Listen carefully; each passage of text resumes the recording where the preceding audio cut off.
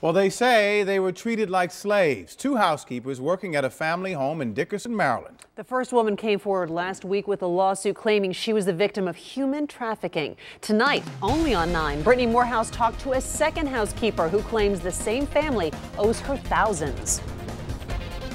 If I had spoke up sooner, then she wouldn't have gone through those months of that.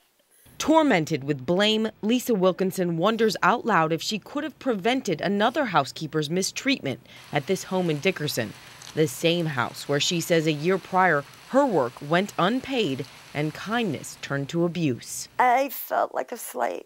And that is essentially what Janet Gonzalez claims in her lawsuit filed against James and Belinda Karen. She's the first housekeeper to come forward claiming the couple never paid her for months of work here as a live-in maid. She was hired in September of 2009 after an interview at the Shady Grove Metro. I agreed to do the job. So that same day I went back to D.C., picked up some clothing, returned to the Shady Grove Metro. 20 miles from their home, far out in the country, with no bus stops, no sidewalks. She says they originally agreed to drive her to the Metro every weekend, but every Friday kept making excuses. By the third week, she was supposed to pay me the first 2 weeks of September. So she said she would pay me the 2 weeks of September plus all of October at the end of October, 6 weeks.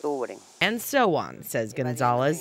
And then one night, I said to her, I need to be paid and I need to go to D.C. because the home that I rent needs to be paid. Ms. Gonzalez and Ms. Wilkinson lost their homes because they weren't paid. Nathaniel Norton with Maryland Legal Aid is representing both women. He says they're owed thousands, and they're not alone. We're also aware of a third person. Through their attorney, the Karens deny all of Gonzalez's charges. They offer this picture to prove she wasn't held captive. As for Wilkinson's claims, they have yet to respond.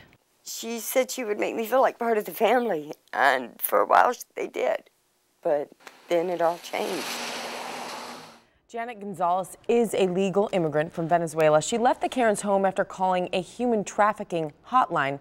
Casa de Maryland came to pick her up, and Wilkinson came forward after seeing that story on the news. Okay, we're talking about charges like human trafficking. It seems like there would be a criminal investigation here. Yes, I called detectives with Montgomery County, and they actually did investigate. They couldn't find enough evidence for human trafficking claims, but they did say they found indicators of theft of service, but prosecutors declined to press criminal charges there. Theft of service because the women were not paid. Right.